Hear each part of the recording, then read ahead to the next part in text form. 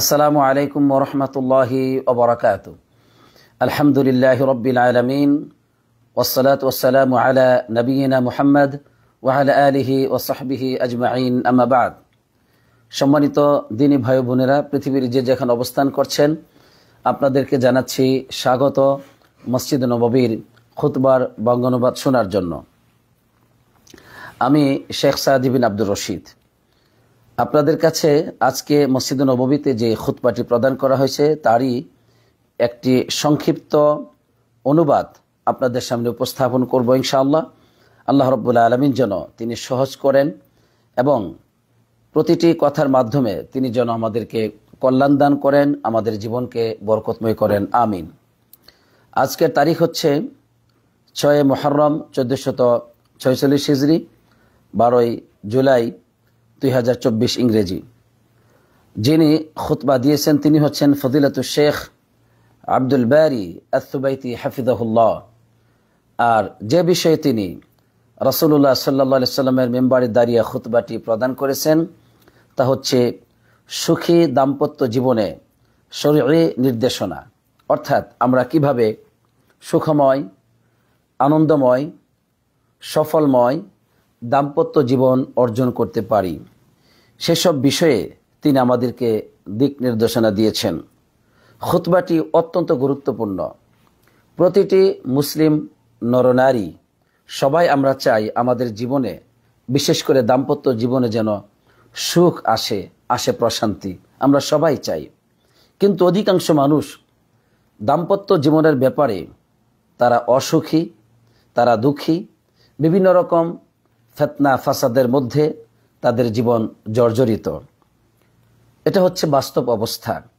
তাই আজকের এই খুতবা থেকে আমরা জানতে পারব যে কিভাবে আমরা আমাদের দাম্পত্য জীবনের সমস্যাগুলো কাটিয়ে সুখ অর্জন করতে পারি, পরস্পরের মাঝে আমাদের ভালোবাসা সম্প্রীতি কিভাবে অর্জিত হতে পারে সেই পথ নির্দেশিকা আমরা জানব ইনশাআল্লাহ।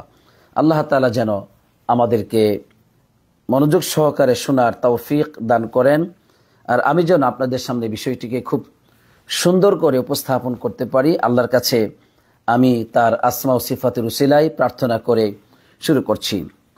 সম্মানিত খতিব সাহেব তিনি একটি সংক্ষিপ্ত খুতবা পেশ করার পর তিনি বলছেন যে হৃদয় প্রশান্তি লাভ করে, হৃদয় আনন্দিত হয় এমন একটি অনুষ্ঠান, সেটা হচ্ছে বৈবাহিক অনুষ্ঠান বা বিবাহ অনুষ্ঠান, যার মাধ্যমে কি আসে, মনে প্রশান্তি আসে, হৃদয়ে আনন্দ আসে। তো এই বিবাহের মাধ্যমে একজন যুবক অপর যুবতীর সাথে সে সুদৃঢ় চুক্তিতে আবদ্ধ হয়, সে শরঈ বন্ধনে আবদ্ধ হয় পরিবার গঠন করার জন্য, এভাবে করে ভিত্তি স্থাপন করার জন্য।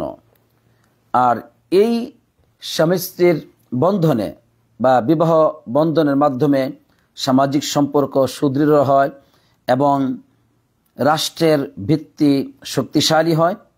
আর এই যে দুজন তারা একজন আরেকজনকে যে আপন করে নিচ্ছে, বৈবাহিক পবিত্র বন্ধনে তারা আবদ্ধ হচ্ছে, এটা তাদের লক্ষ্য হচ্ছে যে তারা চায় লিহায়াতিন সাঈদাহ, তারা চায় সুখী জীবন। তারা কি চায়? সুখী জীবন গঠন করতে চায়। আর তারা চায় তাহতাদিনু যুররিয়াতান তাইয়্যিবা, তারা পবিত্র বংশধর চায়। তাহলে এই বৈবাহিক জীবনে একটা স্বপ্ন থাকে যে তারা সুখময়, আনন্দময়, প্রশান্তময় জীবন গঠন করবে এবং তারা পবিত্র বংশধর লাভ করবে। এই স্বপ্নটা কিন্তু সবার থাকে। এবার সম্মানিত খতিব সাহেব বলছেন যে যেসব কাজে তাদের জীবন সৌভাগ্যশীল হবে, সুখময় হবে, তাদের জীবন স্থিতিশীলতা লাভ করবে, সেটা হচ্ছে যদি এই বৈবাহিক জীবনের যে আরেকটি মাকসুদুন আযীমুন, একটা বিশাল উদ্দেশ্য আছে, সেই উদ্দেশ্য যদি তাদের মধ্যে অর্জিত হয়, সেটা হচ্ছে উদ্দেশ্যটা কি?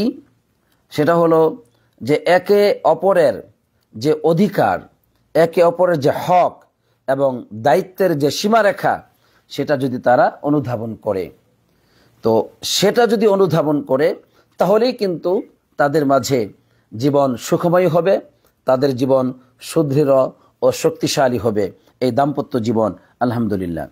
এরপর সম্মানিত খতিব সাহেব বলছেন যে বিবাহের বিষয়টি এটা তো হচ্ছে একটি উপভোগ্য বিষয় এবং পাশাপাশি এটা হচ্ছে ইবাদতুন আযীমাতুন লিমান কাসাদা ফাদিলাতাহা, এটা হচ্ছে মহা ইবাদত, অনেক বড় একটি ইবাদত, যে ব্যক্তি এর সম্মান মর্যাদা ও ফজিলতের আশা পোষণ করে।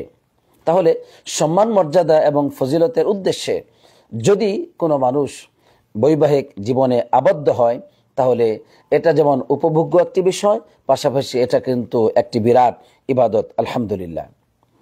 এবার সম্মানিত খতিব সাহেব তিনি আরেকটু গভীরে যাচ্ছেন। তিনি বলছেন যে এই দৃষ্টিকোণ থেকে বলা যায় যে একটি বাড়ি, দাম্পত্য জীবনের একটি বাড়ি, যেই বাড়িতে তারা ইমানের চর্চা করে, যেই বাড়িতে তারা ইমানের উপর জীবনযাপন করে, যেই বাড়িতে তারা দিনের ছায়াতলে আশ্রয় গ্রহণ করে আনুগত্যের আলোতে আলোকিত হয়, শরীয়তের বিধিবিধানকে তারা বাস্তবায়ন করে, অবশ্যই সেই বাড়ি একটা সময় একটু বিলম্ব হলেও তারা কি উপহার দিবে? তারা ভালো বংশধর, ভালো ফল, উত্তম ফল বা উত্তম উৎপাদন উপহার দিবে।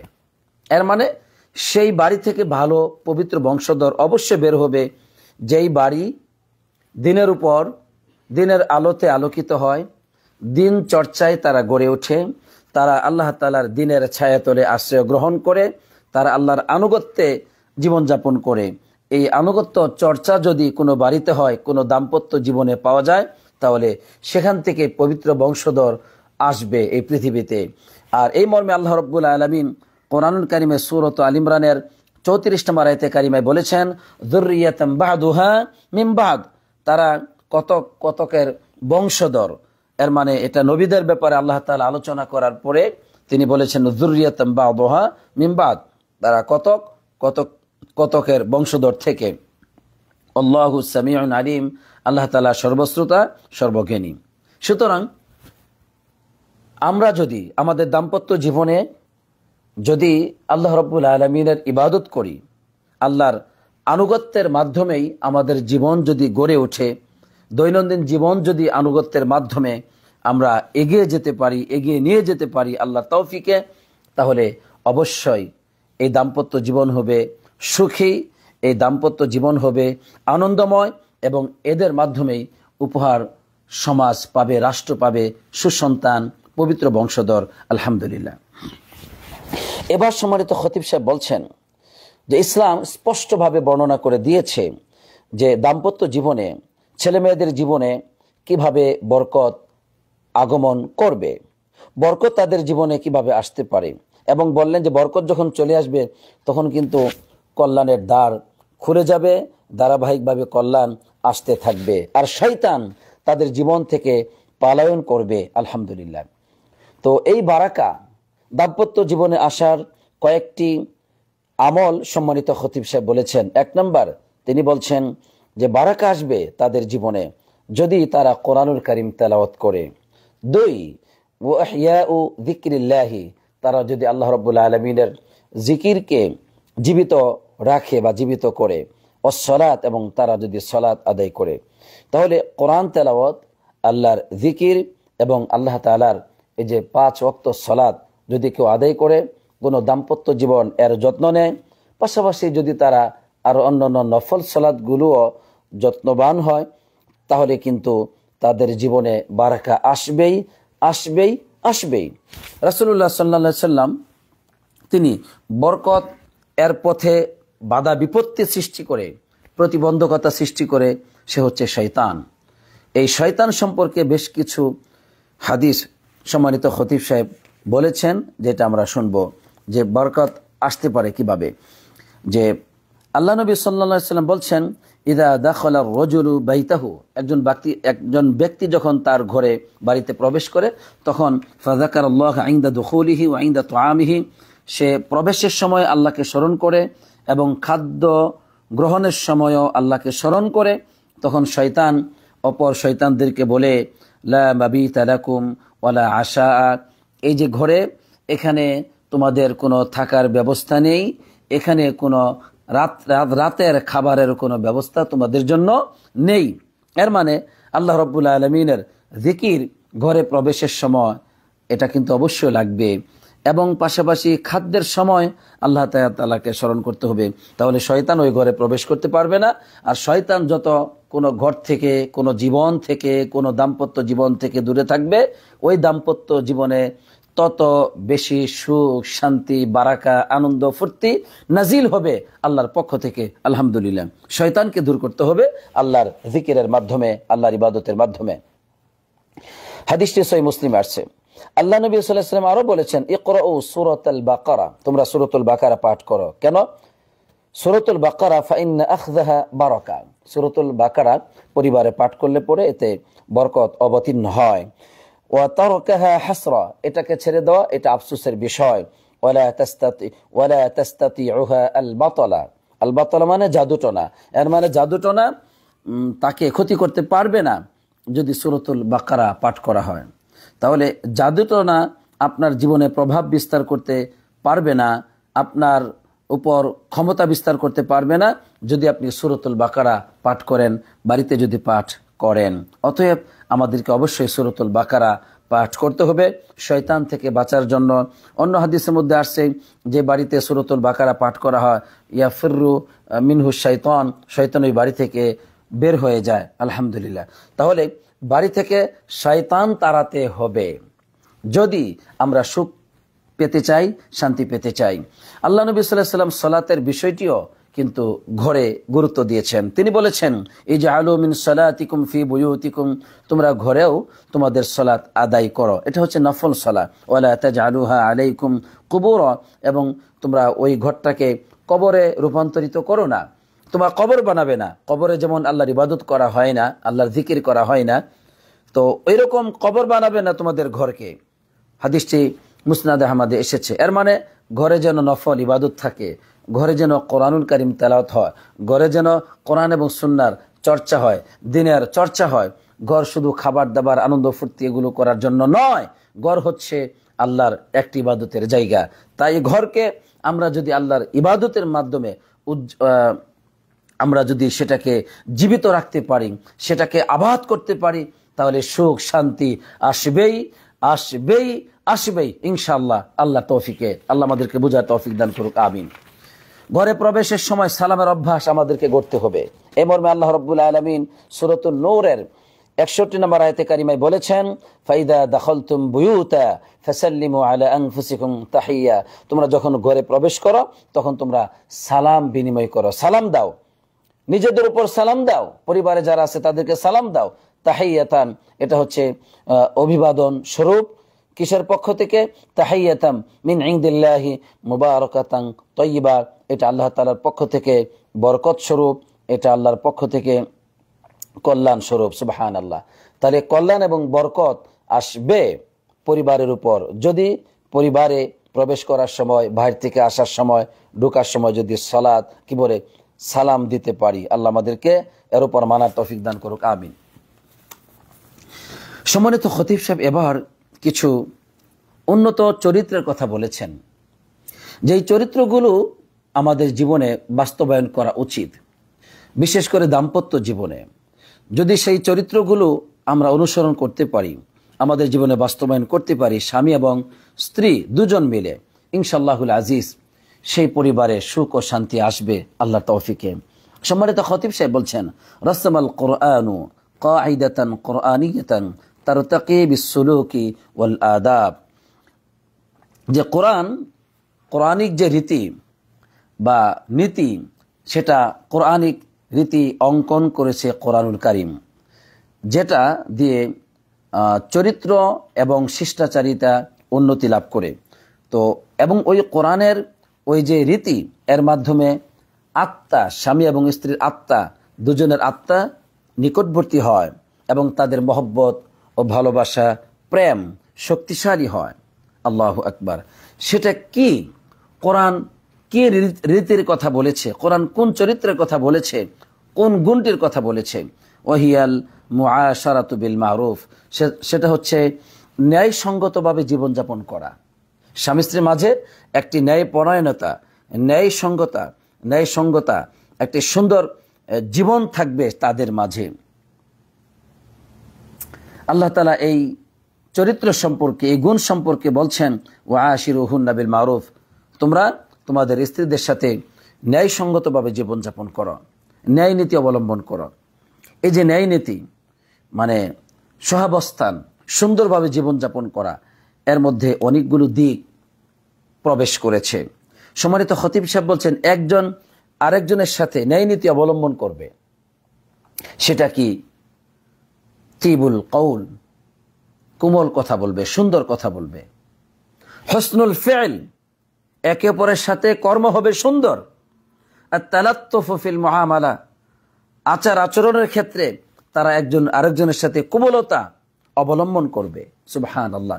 তাওসিউন নাফাকা, খরচের ক্ষেত্রে কিন্তু প্রশস্ততা লাগবে। এটা হচ্ছে একটা গুরুত্বপূর্ণ ব্যাপার।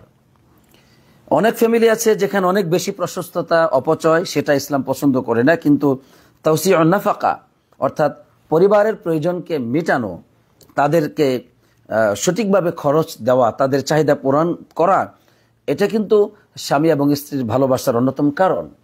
বহু ফ্যামিলিতে স্বামীর যথেষ্ট পরিমাণ তৌফিক আছে, কিন্তু কৃপণ, খরচ করবে না, স্ত্রীকে কষ্ট দেয়, সাধ্য থাকার পরেও কষ্ট দেয়, এটা চরম অন্যায়। তো তাওসিউন নাফাকা, এই যে হসনুল আশরার মধ্যে, হসনুল উশরার মধ্যে এই জিনিসটা পড়ে যায় যে খরচটা যেন প্রশস্তভাবে করা হয় এবং সর্বদাই যেন তাদের মাঝে হাস্যোজ্জ্বল চেহারা, একে অপরের সাথে চলাফেরা করে এবং একে অপরকে সহযোগিতা করে এবং আনন্দ একজন আরেকজনের মধ্যে প্রবেশ করানোর চেষ্টা করবে এবং দুষ্ত্রুটি হলে ক্ষমা করবে। আর ক্রোধকে হজম করবে। যে ক্রোধ, এই ক্রোধ আমাদের দাম্পত্য জীবনকে ধ্বংস করে। ছোট বিষয়কে আমরা এমনভাবে কঠোরভাবে সেটাকে ধারণ করি, অনেক বড় পর্যায়ে চলে যায় সামান্য বিষয়, সেটাকে এড়িয়ে চলা উচিত। তাই তখন প্রচণ্ড রেগে গিয়ে দেখা যায় স্বামী স্ত্রীর মাঝে একটি বিস্ফোরণ ঘটে, নাউজুবিল্লাহ। এই জন্য আত-তাহাক্কুমু ফিল গদব, ক্রোধকে হজম করতে হবে, ক্রোধকে নিয়ন্ত্রণ করতে হবে।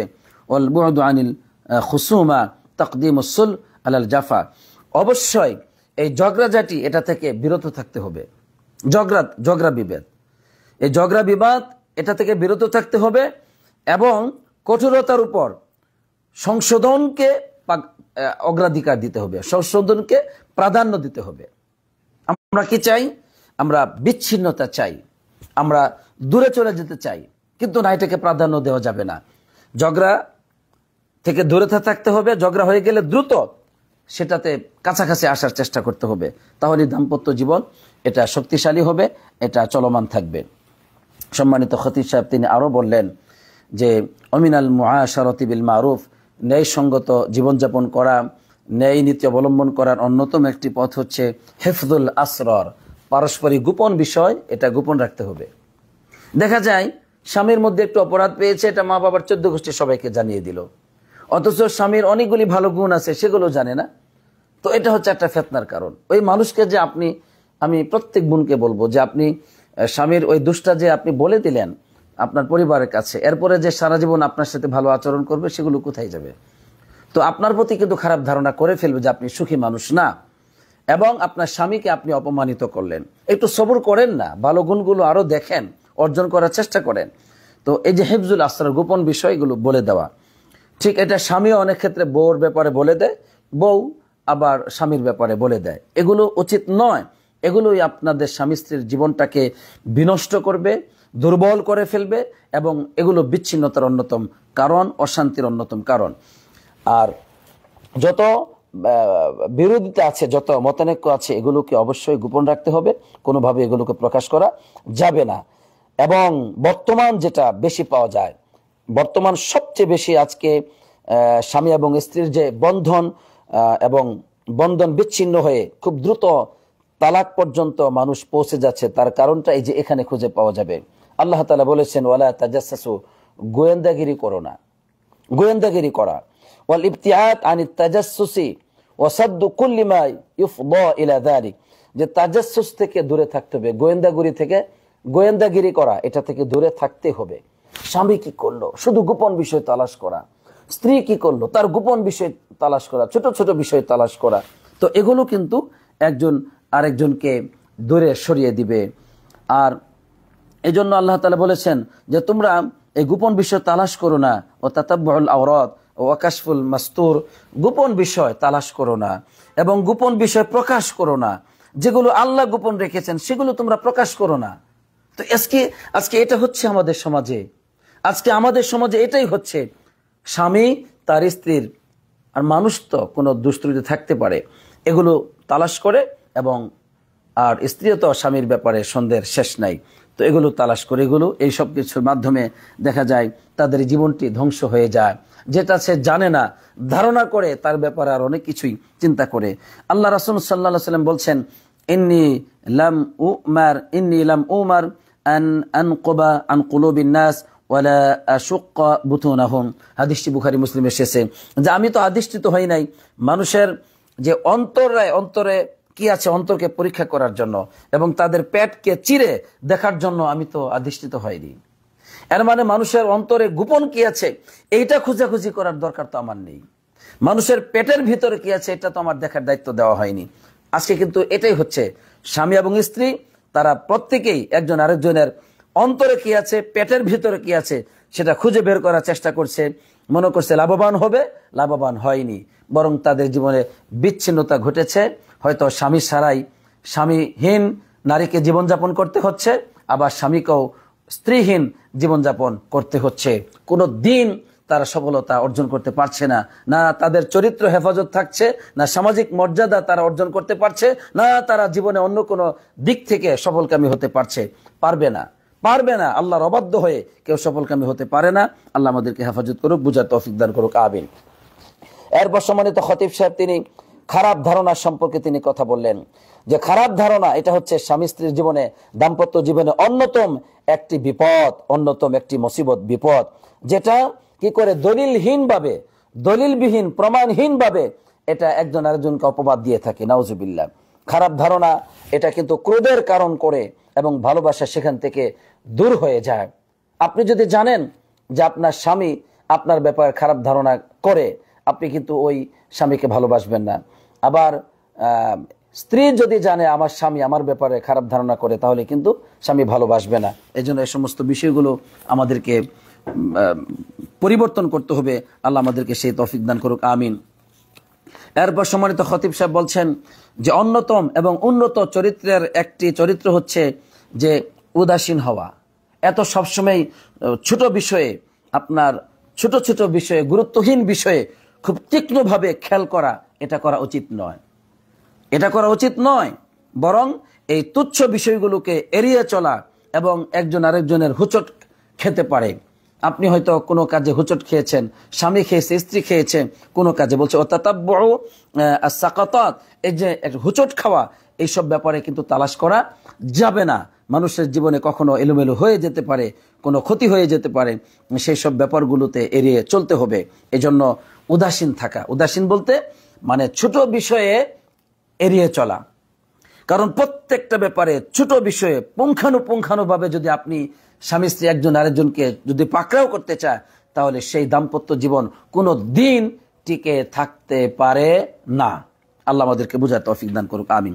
এরপর সম্মানিত খতিব সাহেব তিনি বলছেন যে হ্যাঁ, দাম্পত্য জীবনে কখনো চ্যালেঞ্জ, কখনো এরকম ফিতনা ফাসাদ, কখনো মতানৈক্য আসতেই পারে, কিন্তু সেখানে জ্ঞানীদের চরিত্র হচ্ছে পরস্পর বসে তারা কি করবে, তারা সমাধানের পথ গ্রহণ করবে, যে সমস্যাগুলো সমাধান করবে এবং তাদের মাঝে কিভাবে এই দাম্পত্য জীবন টিকে থাকে এবং এটা কিভাবে আরো স্থির হয়, আরো শক্তিশালী হয়, সেজন্য তারা চেষ্টা করবে এবং নিজের ব্যক্তিগত স্বার্থকে বিসর্জন দিয়ে তারা এটাকে টিকে রাখার চেষ্টা করবে।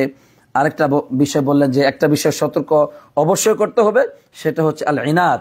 এই যে জিদ, এটা কিন্তু শয়তানের কাজ। এই জিদের কারণেই শয়তান কি করে, মানুষের দাম্পত্য জীবনকে বিনষ্ট করে দেয়, নাউজুবিল্লাহ। এই জন্য জিদ করা যাবে না। অনেক সময় স্ত্রী বলেছে, এত জিদ, স্ত্রীর এই জিদের কারণে দেখা যায় পরিবার নষ্ট হয়। আবার স্বামীর এতটা জিদ, এই জিদের কারণে দেখা যায় যে পরিবার নষ্ট হয়। অতএব এটা হচ্ছে শয়তানের কাজ। এই জিদের মধ্যে কোনো বাহাদুরি নেই, বরং নম্রতা, কোমলতা, সমঝোতা, সহমর্মিতা এবং একে অপরকে কাছাকাছি আসা যাওয়া, সংশোধন করা, এটা হচ্ছে সফলতা, এটা হচ্ছে বীরত্ব, এটা হচ্ছে বরত্ব, এটা হচ্ছে বীর পুরুষের কাজ। জিদ করে কেউ বিজয়ী হতে পারে না। আল্লাহ বুঝার তৌফিক দান করুক, আমিন। এরপরে বলছেন সম্মানিত খতিব সাহেব যে মানুষ মাত্রই তার মধ্যে ভুল আছে, অপূর্ণতা আছে, মানুষ কখনো পরিপূর্ণ হতে পারে না। এই জন্য যারা, যে সমস্ত স্বামী স্ত্রীর মধ্যে হিকমত আছে, প্রজ্ঞা আছে, তারা পরস্পরের এই ভুলগুলোকে সংশোধন করেন ভালো কথার মাধ্যমে, কোমল আচরণের মাধ্যমে, প্রকাশ্যভাবে নয়, ডাইরেক্টলি আঘাত নয়, বরং কষ্ট দিয়ে নয়, বরং সুন্দর আচরণ, ইঙ্গিতপূর্ণ আচরণ দিয়ে, ভালোবাসা বিজড়িত আচরণ দিয়ে, প্রশংসা বিজড়িত আচরণ দিয়ে স্বামী এবং স্ত্রী একজন আরেকজনের দোষ ত্রুটিকে সংশোধন করবে। কিন্তু আজকে যেটা করা হয়, ডাইরেক্টলি আঘাত। মনে করে যে স্বামী যদি তার স্ত্রীকে কোনো দোষ ত্রুটির ক্ষেত্রে ধরতে পারে, আঘাত করতে পারে, মনে হয় এটাই হচ্ছে সফলতা। না, এটা সফলতা নয়, এটা কখনো ভালো মানুষের পরিচয় হতে পারে না। স্ত্রীর ক্ষেত্রে অনুরূপ, যদি দেখা যায় স্বামীর মধ্যে কোনো দোষ আছে, সেটাকে আকার ইঙ্গিতে, ভালোবাসায়, প্রশংসা করে কোনোভাবেই বলবে না, বরং আঘাত করবে ডাইরেক্ট, যে তোমার মতো লুচ্চা দেখি না, খারাপ দেখি না। এই যে ভাষা পরস্পরের মাঝে, এগুলো বেশি একটা স্বামী স্ত্রী বন্ধন টিকে থাকে না, নাউজুবিল্লাহ। এই জন্য সম্মানিত দিনী ভাই বোনেরা, তাই আমাদেরকে হিকমতপূর্ণ, প্রজ্ঞাপূর্ণ আচরণ করতে হবে। আল্লাহ তাআলা আমাদেরকে বোঝার তৌফিক দান করুক, আমিন।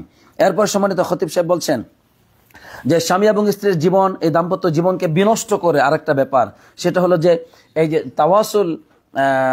তাওয়াসুল আল ইজতিমাই, যেটা হচ্ছে সামাজিক যোগাযোগ মাধ্যমে, এটার সাথে তুলনা করা যাবে না। সেখানকার ছেলেমেয়েরা কেমন, সেখানকার দাম্পত্য জীবন কেমন, বলতে ওইটার সাথে তুলনা দিয়ে কোনো জীবনযাপন করা যাবে না। তাহলে অবশ্যই এমন হবে যে হয়তো স্বামীর কাছে স্ত্রী খুব তুচ্ছ মনে হবে, স্ত্রীর কাছে স্বামী খুব তুচ্ছ মনে হবে, তখন দাম্পত্য জীবন বিনষ্ট হবে। এটা থেকে আল্লাহকে ভয় করতে হবে। এরপরে স্বামী স্ত্রীর মাঝে হাদিয়া বিনিময় করতে হবে। এই হাদিয়া বিনিময় করলে পরে তাদের মাঝে ভালোবাসা সৃষ্টি হয়। আল্লাহ নবী সাল্লাল্লাহু আলাইহি ওয়াসাল্লাম বলছেন, তাহাদু তাহাব্বু, একজন আরেকজনকে হাদিয়া দাও, তাহলে তোমাদের মাঝে ভালোবাসা সৃষ্টি হবে। এবং সম্মানিত খতিব সাহেব ইবতিসাম দিতে বলেছেন, মানে মুচকি হাসি দিতে বলেছেন।